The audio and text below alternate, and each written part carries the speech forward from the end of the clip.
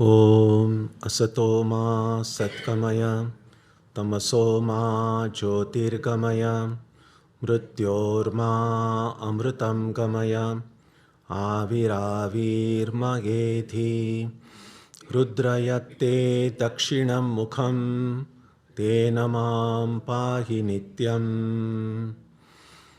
May the Divine lead us from the unreal to the real, from darkness to light, from death to immortality.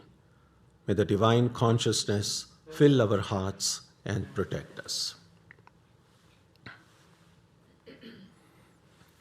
Our topic today is uparti, meaning pulling back.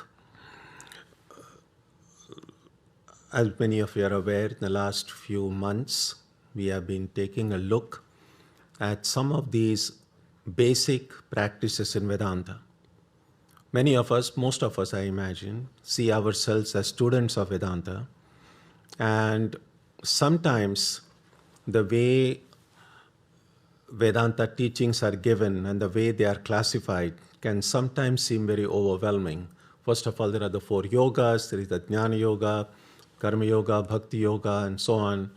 And then we have Advaita and Dvaita and Vishishtadvaita, and so many practices, Bhakti, Jnana. It just seems too much.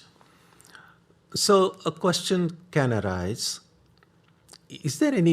are there any basic practices in Vedanta, irrespective of whichever of these different classifications we adhere to?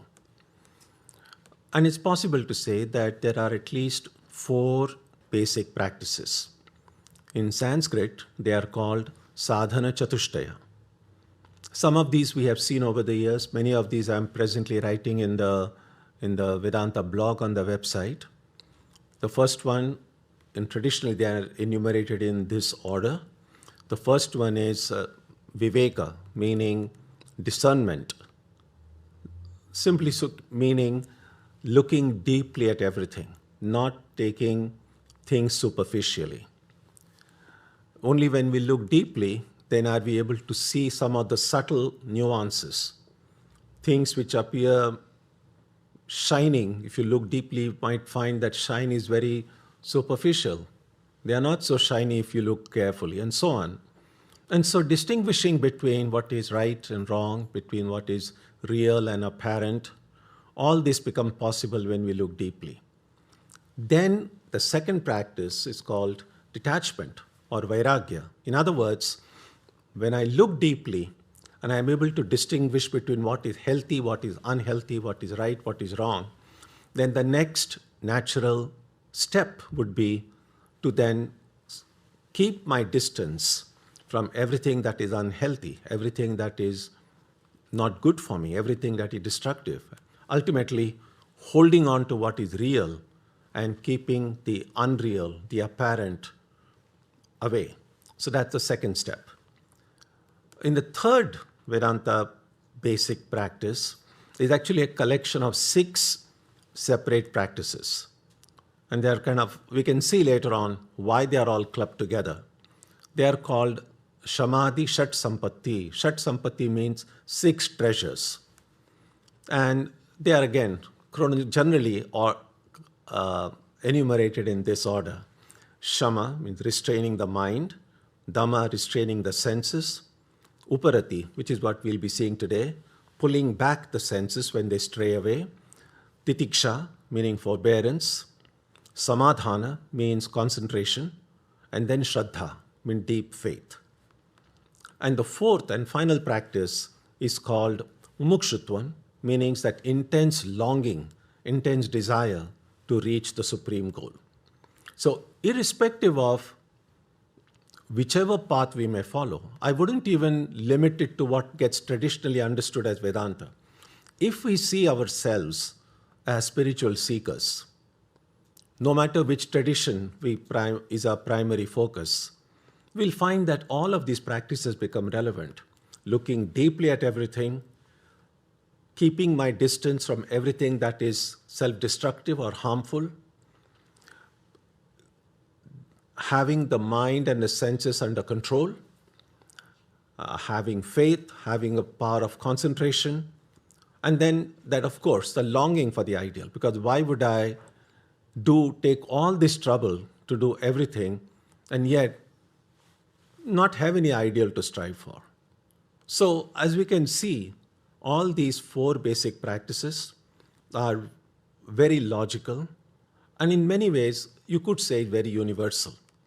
So, although I'm calling it the four basic practices in Vedanta, we might as well say this could be, again, the terminology might vary, we might call it by different names, but these practices are applicable, are relevant to every truth seeker, no matter from which part of the world and from which era and from which tradition, because they are very universal in that sense. So today we'll take a look at this practice, which is one among the 6 treasures. It's called uparti, and you could translate it as a pulling back. So the first 2 practices which come before it, and I referred to it briefly, is restraining the mind and restraining the senses. So the first practice, restraining the mind is the great instrument we have, but we know that if it's not controlled, then it can take us any which way. And our mind can be our great friend, and our mind can be a great enemy. So even before we think about our relationships in the external world, it's so much more important to think about our relationship with our own mind. Because everything in the world, we'll be there with those things and those places and those objects for some time of our life. But there is one entity who we just cannot separate ourselves from, who has been with us for a long time, and that's our mind. Even our body hasn't been with us as long as the mind has been. Because those who believe in the theory or the concept of rebirth, they recognize that in every birth we get a new body, we don't get a new mind. So the mind that we have now has been with us all through our millions of births that we have had. And if you still want to come again and again and again, the same mind is going to be with us. And so if we are thinking about relationships, the first and foremost what we should be worried about is our relationship with our own mind. And what the Gita and the other texts say, that the mind is a very powerful instrument. It's like having a very powerful gadget at home. But if I don't know how to tame it, how to use it, if I know how to use it well, and if it's under my control, it can do wonderful things. You've got a great car, and you can drive it well, and the car is under your control, it can take you wherever you want. But if the car has a mind of its own, and then you want to turn left and the car wants to go right, then you're in deep trouble. Then the car is no longer an asset. It becomes a danger. The mind is like that. So the first and foremost thing would be to control the mind.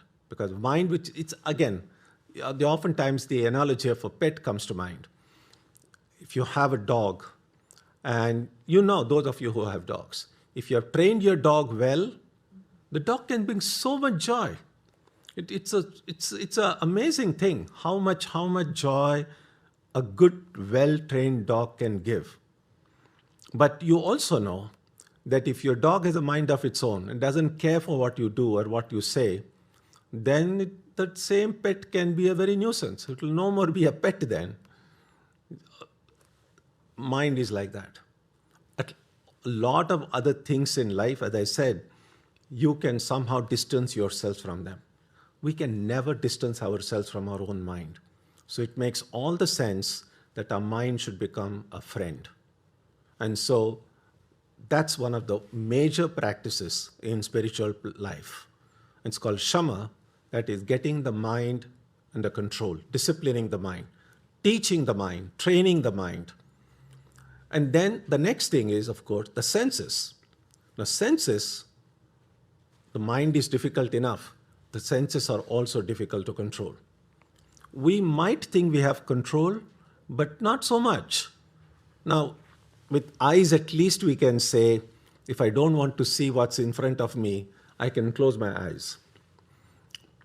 Sound, well, if you have noise cancelling phones or earpods now, maybe you can shut out most of the sound. But we can't do it all the time. So if my ears are open, if my eyes are open, I have to see what is in front of me. I have to hear the sound that are around me. We are not as free as we think. If there is some a fragrance coming, whether I like it or not, I am going to smell it. And so our senses are programmed to go out into the world and bring back all these sensations. Now, it's good. All of our knowledge of the world around comes to us through the senses, the information the senses bring us. But we also know that not everything that we see, everything that we hear is necessarily edifying, necessarily healthy. Because a lot of the things that we see, hear, and think about, some of them are great. Many of those things increase our stress level, increase our anxiety, in fact, make us suffer a lot. So if my senses are under control, then I will be able to teach them, train them. If you want to see good things, see healthy things. If you want to hear sound, hear something edifying, something wonderful. So controlling the senses and controlling the mind become an important practice in spiritual life. Now, uparati, pulling back, is when these practices of restraining the mind and the senses somehow fail. And they sometimes do. Even if we have trained our mind and senses well, there will be occasions when they fail. Hopefully, not too many occasions like that, but some occasions they could be. What do I do then? And the example, again, going back to the example of having a pet dog, would be controlling the dog would mean keeping the dog on a leash. And usually it works. But there are some rare occasions when the dog frees himself from the leash and runs away. Now, how can I get the dog back? How can I pull the dog back when the dog had freed himself from the leash? That is when uparati comes in. That is what pulling back means. That yes, my mind and the senses are fairly under control, but sometimes they have broken themselves free from it. How do I bring my mind back? How do I get my senses back? That's the question. And so there's something that many of you are aware of, but I will mention it very briefly, that the difficulty is caused, which is much more subtle, the cause of the problem. And that is called samskara, the mental impressions. So every action that we do, every thought we think, because thinking is a mental activity. Thinking also is karma, not simply what we do with our hands and feet. Even thinking is an activity. So all the thoughts that we think, all the actions that we do, leave an impression on the mind, very subtle impression. And that impression, in Sanskrit, they call it samskara. So you could say that every activity, physical or mental, really has two effects. One is a visible, tangible effect, and the other is a very subtle effect. For instance, now you drink a nice hot cup of coffee, a well-made, delicious coffee. So as soon as you drink that, it brings joy. So that's an activity. You're drinking coffee. One visible, tangible, immediate effect is you feel happy. But that's not the only effect there is. There's another subtle effect, and that is, if that's ever the first coffee in your entire existence you have had, then that coffee drinking has produced a subtle mental impression on your mind.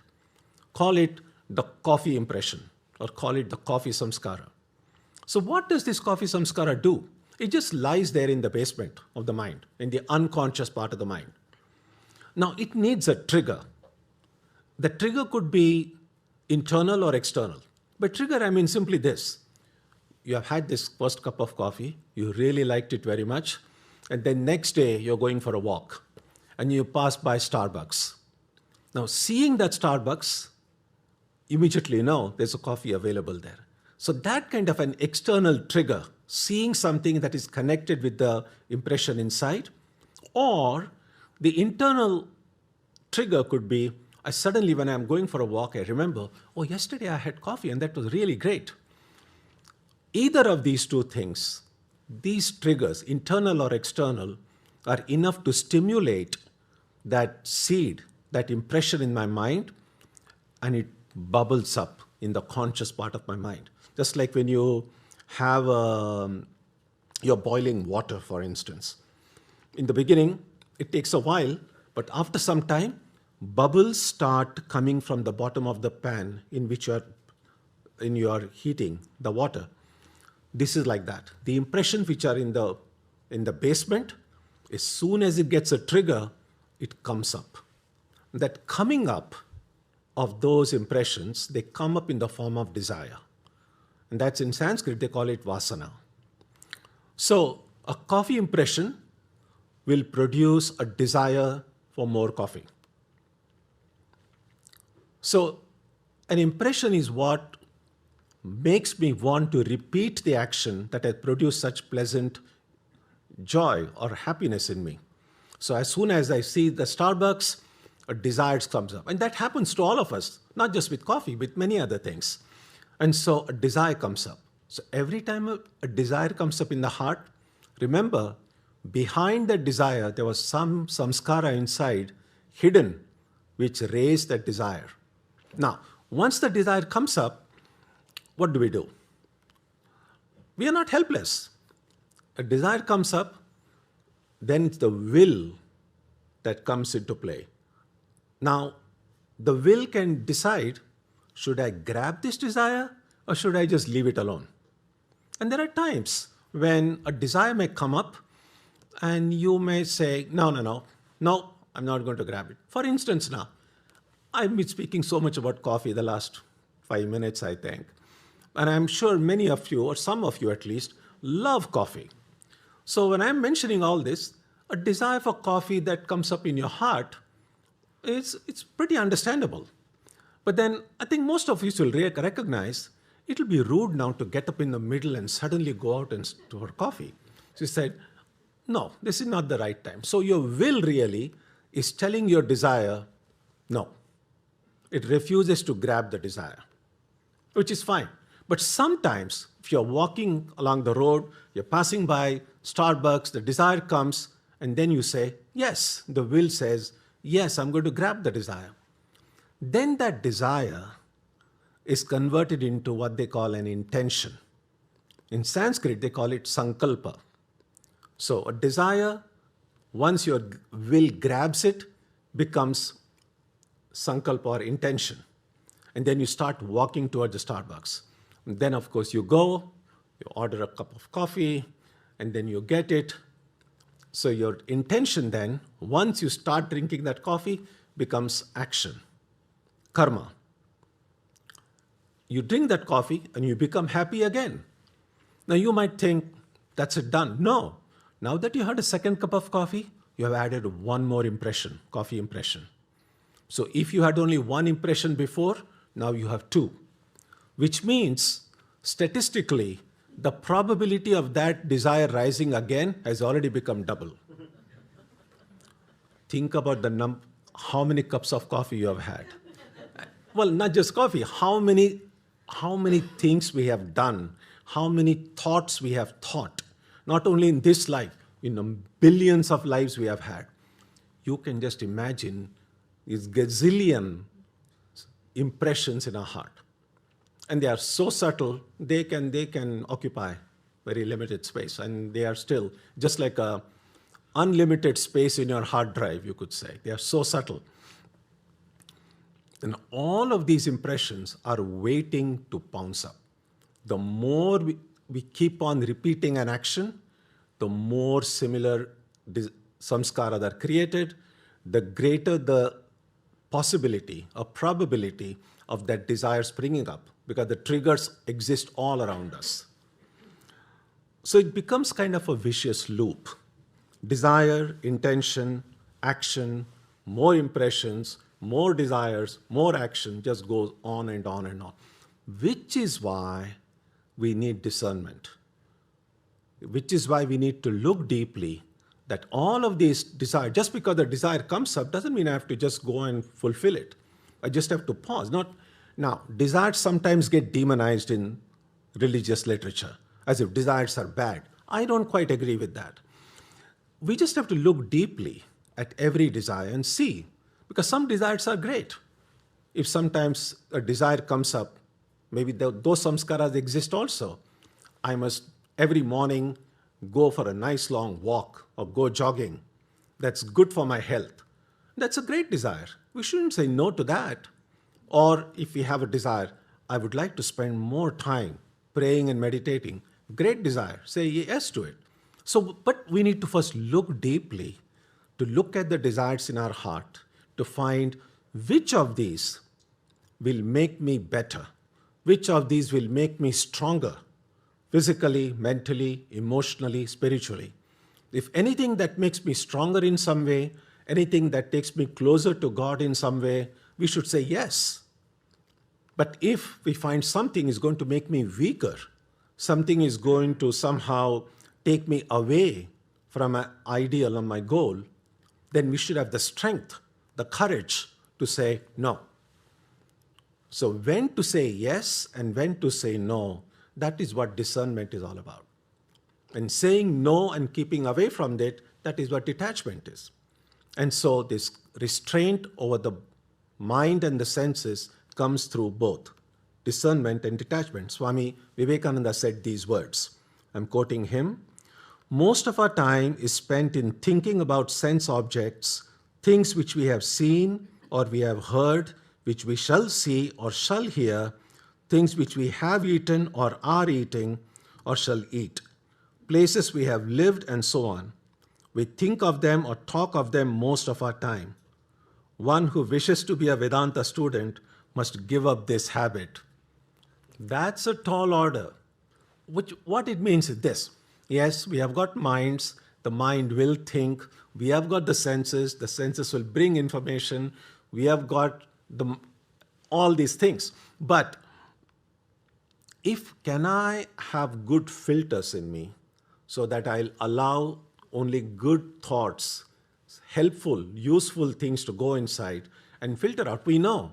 We do that, most of us now, when we use our computers, use your laptops, we tend to have a good filter. We just don't allow, most of us are also connected on the internet. We know if there are no filters, then all kind of viruses will go and come in and destroy the computer that you have. But this is also kind of a natural computer. This can get destroyed by all the viruses, all the harmful, destructive ideas and thoughts that are outside. So we need a filter. And that's what Swamiji here is talking about. So I mention all this about samskaras because the samskaras are so powerful that sometimes our practice of shama and dhamma may not be enough. And that's when they kind of, just like the dog freeing himself from the leash, the mind can go out. And how to then bring the mind on their back. Left on their own, the senses they are programmed to engage with the world, as I said. But when they become very useful and productive when we use the power of our senses, the power of the mind intentionally and not mechanically.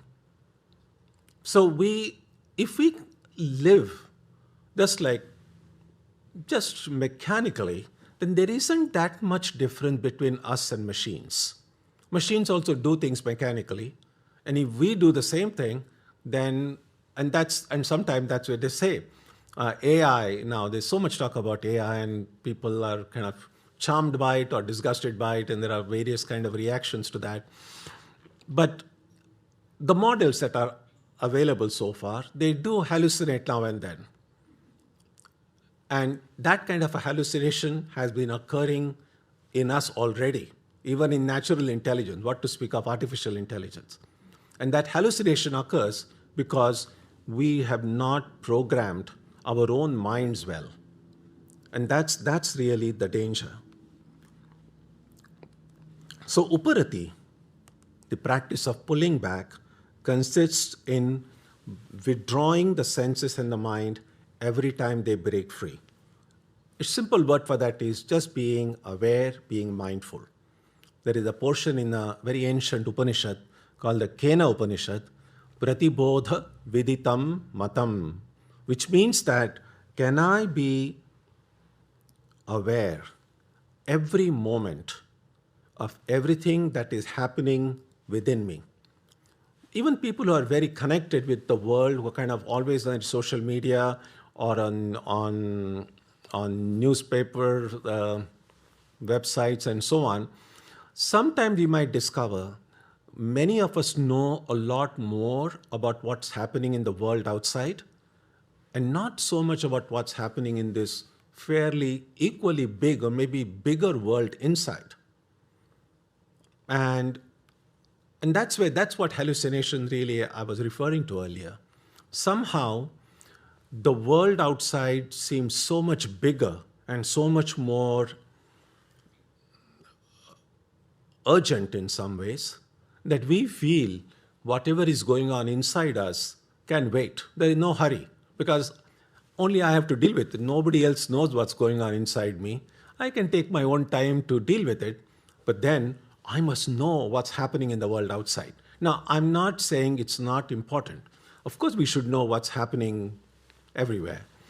But if I know everything about what's happening outside and nothing about what's happening inside, then we are in deep trouble. Because a time will come when everything that is so attracting our attention in the world outside is going to vanish.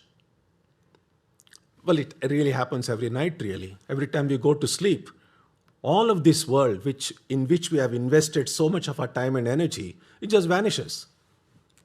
And we go to sleep with the hope that next morning I'll wake up. But some people don't.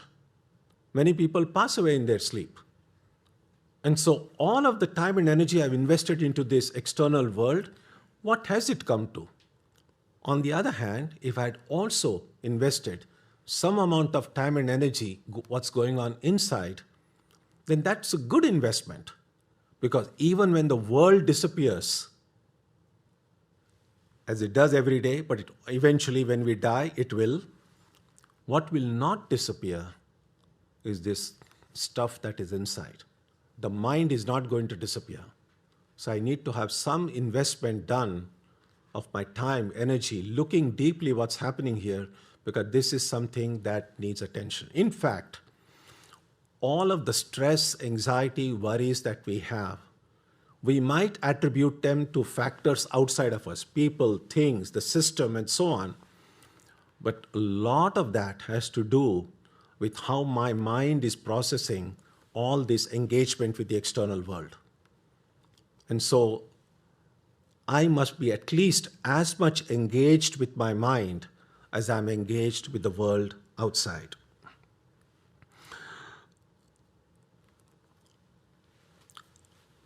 So how do we go about it? So I'll just mention one important practice that we find in Patanjali's Yoga Sutras. There is a sutra in the second chapter, 33rd aphorism. Patanjali says, Vitarka badhane pratipaksha bhavanam, which simply means to obstruct inimical thoughts, contrary thoughts should be raised. So what does it mean? There are at least two ways to go about doing this. And first is, what is the meaning of raising a contrary thought? The idea is that when something is bothering us, or something we feel a part of our mind is kind of being dragged outside, we don't want it to go outside, and yet it is going it's kind of just not caring the mind is not listening to me. I'm not trained my mind. The mind is going out even when I don't want it to go out. So what Patanjali is saying is, if I remind myself that doing a certain thing can be extremely painful, can bring me a lot of suffering, then maybe I wouldn't want to do it. Because that is where, as human beings, diverse as all of us are, we have lots of different ideas, lots of different ways of thinking, and that's great. But I think where probably I would imagine all sane thinking people will agree is that we don't want to suffer. We want to be happy. That's where I think we all agree. So now, if my mind is being dragged outside and I wanted to bring it back, can I tell my mind, if you do that, you're going to suffer a lot? That might work. It could work. It does work. And so how would a student think? And there are, of course, if you take specific cases, there is a lot to unpack here. But one way to think about it is, some of the things that I've already mentioned earlier, is to say that I spoke about the investing of our time and energy. And we know good investments are helpful. We always want, what would be a good investment which bring greater returns? So the assets we have now, we're not talking about dollars now, we're just talking about assets in terms of our time that is with us, time at our disposal, and the energy that we have. Where am I going to invest my time and where am I going to invest my energy? Both these assets that we have, we really don't know how much we have. None of us knows how much time we have. None of us, and we know about energy level, especially those of us who are now not as young as we were some years ago. We know that the energy levels keep on going, are getting depleted as we grow older. So energy we definitely know is becoming less. And time. Every day is a fine day, but if you want to sometimes think about it negatively, every day we have gone one day closer to our death. That's reality. If you don't want to think it that way, don't think about it. But that's the reality. So time, and again, we don't even know when that end moment is going to come. We know it's coming closer. We just don't know how close. Energy is going down. So this depleting resources that we have, where should I invest it? And if I can remind myself, let me invest these resources in something that will bring me the greatest return. And that would be something like what Patanjali is pointing out here. So every action that I do, every thought that I think, somewhere in the corner of my heart, if I can just keep this idea, is it a good investment? Or maybe the same time, same energy, I can put to some better use, something which will bring bigger returns. And I'm just talking about returns because returns would be a thing that is of value to us. And different people have different values. So fill in that blank yourself when I speak about returns. For a spiritual seeker, that return would mean in terms of, will it take me closer to my spiritual goal? Will it take me closer to my ideal? Sri Ramakrishna keeps saying again and again, God realization is the goal of life. So if to put it in that same language, one might say, will it help me realize God? Will it help me know my true nature? Or will it take me away from that? So raising questions like this might help bring that mind and senses which are trying to go helter-skelter, bring them back. I'll be able to pull them back. That's one way to do it. And Swami Vivekananda points out another way to raise contrary thoughts. And he says an alternative way is by raising, in his words, he said, raising an opposite wave. By opposite wave, he means sometimes if anger is coming in my heart and I'm about to get angry with someone, how do we diffuse that anger? I mean, a lot of people have a problem with being short-tempered. How do we control it? And one way, what Swami Vivekananda is suggesting here is raising a contrary wave. No matter how difficult it might be at that moment, but can I think of something loving, something kind? Because it's very difficult to be angry and be thinking kind, loving thoughts at the same time. Or if you want to do something physical, then if you're angry, you're about to burst out. As I've said before many times, force yourself to smile. It'll be a very unnatural smile. It won't come naturally. It'll be difficult. It'll look awkward. Give it a try.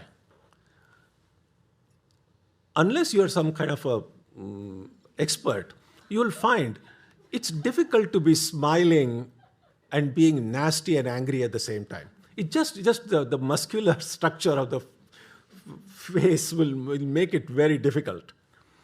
Or give it a try and see if you can kind of combine these opposite emotions sometime. But it'll be very difficult. And so sometime, Swami Vivekananda's quote again that comes to my mind, he says, by being pleasant always and smiling, it takes you nearer to God, nearer than any prayer. So that's the method that Swamiji gives about pulling back. That if my mind is going in a direction I don't want it to go, then if hatred fills my heart, can I consciously force my mind to think of loving thoughts? He gives an example. He says, sometimes, let's say there is some difference of opinion at home and the mother is arguing with her husband. Sometimes these things happen. And as the husband and wife, they are kind of arguing about something, their tempers are going high, and suddenly the little baby walks into the room.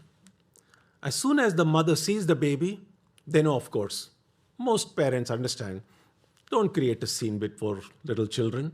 And so as soon as the baby walks in, the mother picks up the baby, and then the whole thing changes. A moment ago, she was upset, she was angry, she was arguing. Now she just holds the baby in her arms and says sweet little things to the baby. And if the baby chooses to remain in that room for, say, 3, 4, 5 minutes or 10 minutes, and then it'll be very difficult to kind of resume the thread and start fighting and arguing again. It does change. It does make a difference. So if I am in a kind of a combative, angry mood, if I can consciously try to fill my mind with thoughts that evoke love, understanding, friendship, that is the way we pull back the mind and the senses from the brink of what could be a disastrous situation. So this is some of the very, very helpful ways to do it. One final thought, that detachment and pulling back, uparti and vairagya, might seem apparently very similar, because detachment, again, is a kind of taking yourself away, and uparati also is kind of pulling back. So there are two differences between them. One is that pulling back or uparati generally occurs from tangible things, something where the mind gets attracted by seeing something or going somewhere and you pull it back. But detachment is a much more wider practice. It can occur or should occur between things which we are not immediately perceiving. For instance, in Vedanta they say that if the goal is to go beyond all material things, beyond all perishable things, then even a desire for heaven is considered not the highest desire. That heaven or hell, seen as a place, is still a very limited entity. So the idea of an eternal heaven or eternal hell, in the Gita, the Upanishads, they just don't buy that notion. That if it's a place, if it's somewhere you're going to, if there is going, there is also coming. No place is eternal. And so detaching ourselves from that notion of a heaven or hell as a place, that comes under detachment. That's not uparati, because that's something we are not really seeing. It's not something even in the mental horizon right now. So that's the first difference. And the second difference is detachment is, as I said before, a very natural consequence of discernment or viveka. So that's, you could think about it as the first line of defense, so to speak. Try to practice detachment. But there will be occasions, again, I need not say this because many of you are familiar, but detachment doesn't mean being indifferent. Detachment simply means keeping ourselves away from things that are harmful, keeping ourselves from things that are self-destructive, and going towards things that are healthy, that are positive. So don't think of detachment, I know the word sounds like that, as if it is like separating ourselves. It is really a good thing if we separate ourselves from things that are not good for us. But pulling back is a kind of a backup. Times when detachment seems to fail, when shama dhamma seem to fail, that's when pulling back becomes necessary. So to summarize very quickly, to minimize the need for pulling back, we should make an effort to live mindfully. Mechanical ways of thinking, mechanical ways of doing, being predictable in some ways is not a very good thing. Sometimes we can always, if we know people well, sometimes people know which buttons to press. You know the other person is going to react in a very predictable way. And that's because we have become like machines.